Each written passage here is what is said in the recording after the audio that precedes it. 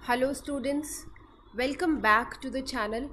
और इस वीडियो में हम इम्पॉर्टेंट क्वेश्चंस डिस्कस करेंगे MEG 3 के ब्रिटिश नावल के।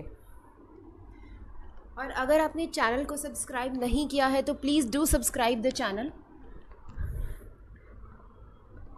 और सभी नॉवेल्स की जो समरी है वो आपको चैनल पे मिल जाएगी।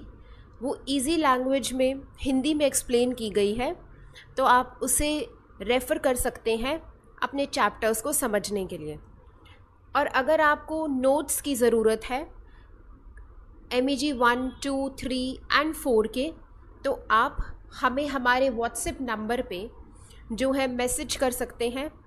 और ये नोट्स एक मिनिमम अमाउंट पे जो है आपको दे दिए जाएंगे। तो इनकी एक बहुत कम अमाउंट है जो आपको पे करनी है और आप ये नोट्स ले सकते हैं। और नोट्स में जो है आपके जो इम्पोर्टेंट क्वेश्चंस हैं हर चैप्टर के जो क्वेश्चंस हैं जो MEG के लिए इम्पॉर्टेंट है, MA इंग्लिश के लिए, वो जो है हैंड रिटन नोट्स हैं और वो लिखे गए हैं प्रॉपरली 20 मार्क्स के अकॉर्डिंग। तो आप उन्हें भी रेफ़र कर सकते हैं। प्लस जितनी फ्री वीडियोस हैं आप उन्हें भी देख सकते हैं। स्टार्ट करते हैं अपनी वीडियो और ब्रिटिश नावल के इम्पॉर्टेंट क्वेश्चंस डिस्कस करते हैं। तो फर्स्ट क्वेश्चन जो ब्रिटिश नावल का है वो है, write a short note on female representation in the novel Tom Jones. तो टॉम जॉन्स नावल में जो फीमेल रिप्रेजेंटेशन है उसके बारे में आपको एक नोट लिखना है। सेकंड क्वेश्चन में, जेन ऑस्टन की जो नावल है प्राइड एंड प्रेजुडिस, उसमें आपको ट्रीटमेंट ऑफ लव और मैरिज के ऊपर जो है नोट लिखना है। तो examine Jane Austen's treatment of love and marriage in Pride and Prejudice. Third question में, does the novel Wuthering Heights present Heathcliff as a realistic character और इज ही ओनली सिम्बॉलिक। तो वदरिंग हाइट्स जो novel है उसमें जो character है हेथक्लिफ, क्या ये एक रियली एक कैरेक्टर है या सिर्फ एक सिंबल की फॉर्म में जो है शो किया गया है नॉवल में, ये आपको बताना है। ये क्वेश्चन बहुत इंपॉर्टेंट है वदरिंग हाइट्स का। Fourth question, to what extent can Great Expectations be considered a fairy tale. तो इसमें पूछ रहा है जो ग्रेट एक्सपेक्टेशंस नॉवल है उसको किस हद तक हम एक फेयरी टेल मान सकते हैं, ये आपको एक्सप्लेन करना है और अपने टेक्स्ट अपने चैप्टर से इलस्ट्रेशंस या एग्जांपल्स को यूज़ करते हुए समझाना है। अब देखो, आप बहुत बार क्या होता है कि आप लोग क्या करते हो कि आपसे क्वेश्चन में कुछ कुछ पूछता है और आप लिखते कुछ हो। तो आपको इग्नू में, मैं आपको ये बता दूं, मैं आपको एक कॉपी भी दिखाऊंगी प्रीवियस ईयर की चेक हुई हुई। तो बेसिकली जो वो मार्क्स देते हैं ना ऐसी सिचुएशन में, फिर वो देते हैं 6 से 7 नंबर। तो आप ये बिल्कुल मत करना कि आप समरीज पढ़ लो और आप कुछ भी लिखते जाओ, क्योंकि मैंने बहुत बच्चों को देखा वो क्या करते हैं कि अच्छा ये प्राइड एंड प्रेजुडिस से आया तो उस नॉवल में क्या हुआ था वो सब छाप आते हैं बैठ के। तो ये बिल्कुल नहीं करना है। आपको जो पूछा है क्वेश्चन में उससे रिलेटेड आंसर लिखो, इधर उधर की बातें मत लिखो, वरना आपको 5 से 6 नंबर ही मिलेंगे। और हो सकता है कि अगर इतना बेकार लिखा होगा तो 5 से 6 भी नहीं मिलेगा, 2 से 3 में ही ख़त्म कर देगा। ठीक है, तो समरीज तो पढ़ो चैप्टर को समझने के लिए, एक वीडियो देख लो, सिंपल सी समरी समझ लो, उसके बाद क्वेश्चंस पढ़ो। क्वेश्चंस नहीं पढ़ोगे जब तक नहीं प्रॉपर वर्ड्स लिखोगे। सपोज आपसे अब ये क्वेश्चन पूछ रहा है कि कैसे आप इसको फेरी टेल मान सकते हो, तो जब तक आप उसको एक्सप्लेन नहीं करोगे अपने एग्जामिनर को कि कैसे मैं मान सकता हूँ और टेक्स्ट से इलस्ट्रेशंस नहीं दोगे, तो कैसे टीचर कन्विंस होगा। और आपको 20 में से जो आप सोच रहे हो कि मुझे यार वो नंबर दे देगा, तो ऐसा तो बिल्कुल नहीं होने वाला है। और MA इंग्लिश कोई छोटी मोटी डिग्री नहीं है कि जो आपको फ्री में मार्क्स दे देगा वो वहाँ पे। ठीक है, फिफ्थ क्वेश्चन है, how does the structure of novel Heart of Darkness contribute to our understanding of text. तो किस तरह से जो नॉवल है हार्ट ऑफ डार्कनेस, ये कैसे कॉन्ट्रीब्यूट करती है टेक्स्ट को समझने में, ये समझाना है। तो जो क्वेश्चन में पूछे वही आंसर लिखो। और एक और आपको ट्रिक बताऊं मार्क्स स्कोर करने के लिए, स्टार्टिंग बहुत अच्छी लिखो, अपने आंसर को पैराग्राफ में डिवाइड करो। सपोज अगर ये पैराग्राफ हो चुका है, बस 5-6 लाइनें होगी, नेक्स्ट पैराग्राफ पे आ जाओ 5-6 लाइन्स, फिर 5 to 6 लाइन्स लिखो नेक्स्ट पैराग्राफ में, फिर 5 to 6 लाइन्स लिखो। ऐसे जो आपका जो रिप्रेजेंटेशन है आपके एग्ज़ाम की, जो आपकी प्रेजेंटेशन होगी वो काफ़ी अच्छी लगेगी। और दूसरा कि जो भी आप चैप्टर पढ़ो तो ऑथर ज़रूर पढ़ो उसका किसने लिखी है। जैसे कोई क्वेश्चन आया, जैसे प्राइड एंड प्रेजुडिस से आ गया, तो प्राइड एंड प्रेजुडिस किसने लिखी है पहले वो कोटेशंस में डाल लो, ठीक है, उसके बाद अपना आंसर लिखो। नेक्स्ट क्वेश्चन में पूछ रहा है discuss the symbols used in the novel Portrait of the Artist as a young Man. तो इसमें जो सिंबल्स यूज़ किए गए हैं इस नॉवल में वो आपको जो है एक्सप्लेन करना है, portrait of artist as a young man. इन सभी क्वेश्चंस के आंसर्स भी आपको मेरे चैनल पे जो है मिल जाएंगे फ्री ऑफ कॉस्ट, उसके लिए आपको कोई पैसे भरने की ज़रूरत नहीं है। सिर्फ जो डिटेल्स में हम बात कर रहे हैं कि हर चैप्टर के आपको जो हम नोट्स प्रोवाइड कर रहे हैं वो सिर्फ चार्जेबल है, उसके सिर्फ पैसे हैं, वरना जो ये जो इंपॉर्टेंट क्वेश्चंस हम डिस्कस कर रहे हैं इसके आंसर्स आपको फ्री में यहाँ मिल जाएंगे। तो अगली वीडियोज़ इन्हीं पे बेस्ड होंगी, so please do subscribe and share with someone जो भी प्रिपरेशन कर रहा है इसकी।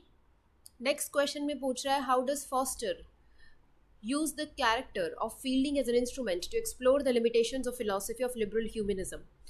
तो किस तरह से जो फील्डिंग का कैरेक्टर है वो यूज़ किया गया है एक्सप्लेन करने के लिए लिमिटेशंस फिलोसफी की और ह्यूमैनिज्म की, एक्सप्लेन करना आपको। नेक्स्ट क्वेश्चन में पूछ रहा है comment on the narrative technique employed by Spark in her novel The Prime of Miss Jean Brodie. तो जो नरेटिव टेक्निक्स है जो ऑथर ने नरेशन के लिए यूज़ किया टेक्निक्स इस नॉवल के अंदर वो आपको एक्सप्लेन करनी है।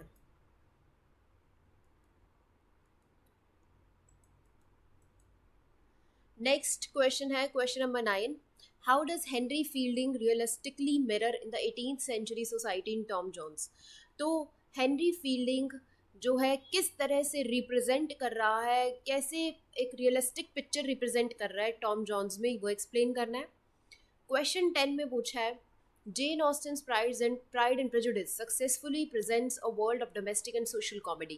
तो ये जो नॉवल है प्राइड एंड प्रेजुडिस इसके अंदर एक डोमेस्टिक नेचर भी शो किया गया है प्लस एक कॉमेडी भी है, तो ये आपको एक्सप्लेन करना है। क्वेश्चन 11 में कहा है कि वदरिंग हाइट्स जो नॉवल है वो किस तरह से पैशन और रिवेंज को दिखा रही है, उसके बारे में आप लिखो।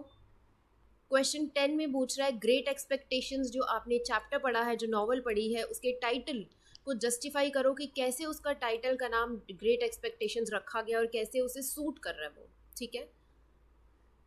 13th क्वेश्चन में कह रहा है discuss how George Eliot constructs a web like overlapping between domestic front and public sphere. तो किस तरह से जॉर्ज इलीट जो है वो एक कंस्ट्रक्ट कर रहा है एक वेब जैसा स्ट्रक्चर, एक जाल जैसा स्ट्रक्चर, ओवरलैपिंग जो है वो कर रहा है डोमेस्टिक फ्रंट और पब्लिक जो रिलेशंस हैं उनके साथ। अगले क्वेश्चन में पूछ रहा है कि आप ये बताओ how Marlowe's heart of darkness is a journey, कि जो मार्लो की जो नॉवल है हार्ट ऑफ डार्कनेस वो कैसे एक जर्नी दिखा रही है to inner recesses of the human heart, कि किस तरह से जो ह्यूमन हार्ट है उसकी जर्नी दिखा रही है वो। तो ये जो है आपको इस क्वेश्चन में एक्सप्लेन करना है। क्वेश्चन 15 में पूछा है नैरेटिव टेक्निक्स बताओ, ठीक है, नॉवल की जेम्स जॉयस की। क्वेश्चन 16 में है Passage to India is a complex and layered interface. तो पैसेज टू इंडिया जो है वो बड़ी एक कॉम्प्लेक्स जो है स्ट्रक्चर है, तो उसको आप डिस्कस करो अपने आंसर में। नेक्स्ट क्वेश्चन में पूछा वेरियस एलिमेंट्स मॉडर्निज्म के Prime of Miss Jean Brodie novel के अंदर जितने भी मॉडर्न एलिमेंट्स दिखाए गए हैं उनके बारे में आप लिखो 20 मार्क्स के लिए। अगर आप ये क्वेश्चंस प्रिपेयर कर लेते हो और हर चैप्टर के ये क्वेश्चंस आप कर लेते हो तो आप ये कह लो कि आप इजीली जो है अपने क्वेश्चंस एटलीस्ट 3 से 4 क्वेश्चंस तो अटेम्प्ट कर पाओगे। क्वेश्चन 18, और ऐसा ज़रूरी नहीं है मे बी आप सारे भी कर लो, ठीक है। तो ये सबसे इम्पॉर्टेंट क्वेश्चंस है जो बार बार रिपीट हुए हैं, तो इसको तो आपको प्रिपेयर करना ही है। 18th क्वेश्चन में है डिस्कस द नरेटिव टेक्निक्स। तो प्राइड एंड प्रेजुडिस में किस तरह की नरेशन जो है लिखी गई है वो आप बताओ। क्वेश्चन 19 में कह रहा है जो लोकेशन और सेटिंग है, जो सेटिंग है इस नॉवल की वदरिंग हाइट्स की, is a character in itself. तो क्या इस बात से आप एग्री करते हो? अगर हाँ तो रीज़न दो, ना तो भी रीज़न दो कि क्यों आप एग्री नहीं करते। क्वेश्चन 20 में कह रहा है identify the fairy tale element. ये पहले भी हमने बात करी थी इस क्वेश्चन के बारे में, देखो बस क्वेश्चन जो है अलग हो गया है, बात वही है। फेरी टेल एलिमेंट उसमें पूछा था कि कैसे आप कह सकते हो ग्रेट एक्सपेक्टेशंस एक फेरी टेल है, यहाँ पूछ रहा है कैसे आप आइडेंटिफाई करोगे फेरी टेल एलिमेंट्स को ग्रेट एक्सपेक्टेशंस के और उनको डिस्कस करो। ठीक है, तो ये इंपॉर्टेंट क्वेश्चंस थे आपके ब्रिटिश नॉवल के, एंड आई वुड सजेस्ट कि आप ये 20 क्वेश्चंस तो प्रिपेयर करो। ठीक है, प्लस अगर आपको कोई हेल्प की ज़रूरत हो please do ask in the comment section below, and if you need notes then you can leave a message on the WhatsApp. It would be delivered to you. Thank you so much for watching the video.